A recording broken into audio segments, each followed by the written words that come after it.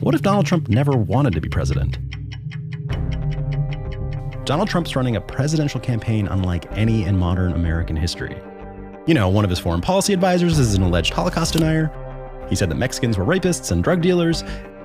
And he's campaigned in states where he has no chance of winning. In important swing states where Hillary's employed hundreds of staff members, Trump has almost none. By the middle of August, Donald Trump had spent less than $500,000 on campaign commercials. By comparison, at the same point, Hillary Clinton had spent over $23 million on commercials in Florida alone. But what if winning the election isn't the point? What if Donald Trump never wanted to be president in the first place? Consider that Donald Trump's main source of money isn't his so-called real estate empire, but rather his former NBC game show, The Apprentice. The first season of the show was a huge hit that drew over 28 million viewers to its finale. But by the last season, only 6.1 million people were watching.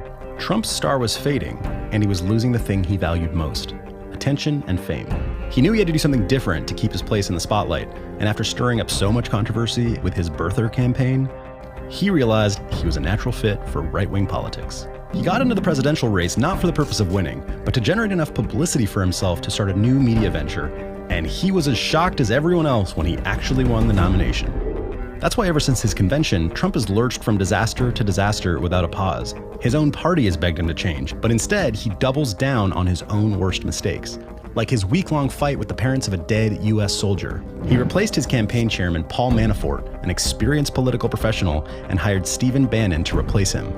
Bannon has never worked on a political campaign in his life, but he is a very powerful conservative media executive and the head of a popular right-wing website, Breitbart News.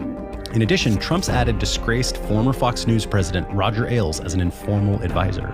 So why is Trump getting rid of his political advisors and instead filling his team with powerful media executives? What if the end game isn't to make it to the Oval Office? What if the real goal was to start his own right-wing news network? By sticking to his hard right and inflammatory speeches, Trump is alienating the majority of Americans, but he's ensuring the support of the vocal minority who helped him win the nomination. Consider that it takes over 60 million votes to win a presidential election, but only a few million to run a successful cable news channel. What if Trump isn't failing? What if this was always his plan? What do you think?